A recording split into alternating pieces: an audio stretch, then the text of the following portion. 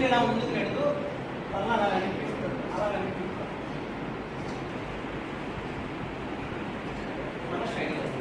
ఇలా చేద్దాం. స్లోగా స్ట్రైట్గా రావాలి. స్లో స్ట్రైట్, స్ట్రైట్గా వచ్చేయండి. అర్ధచంద్రాసనం, గాలి తీసుకుంటూ వెనక్కి వెండవాలి. మళ్ళీ స్లోలీ స్ట్రైట్.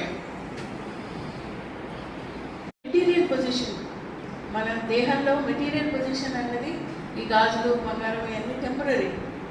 కానీ ఆ నిజంగా ఉన్నటువంటి ఆ భగవంతుడిని మనం తట్టి లేకుంటే, తండ్రి పాగి పాగి, తండ్రి పరిశుద్ధపరచు, అల్లా క్లెన్స్ మీ అని మనం మన దేవుణ్ణి మనం అడిగితే ఏదో ఒక ఫోర్స్ మనల్ని కాపాడుతుంది.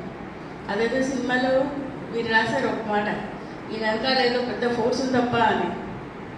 అలా అదేనా మీరు రాసింది?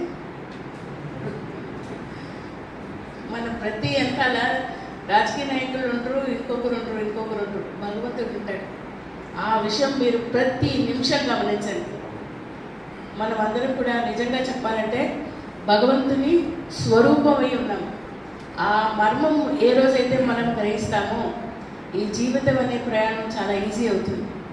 అహం బ్రహ్మస్మి, నేనే అని అనుకోవద్దు, మనమే ఆలోచించండి ఒకసారి.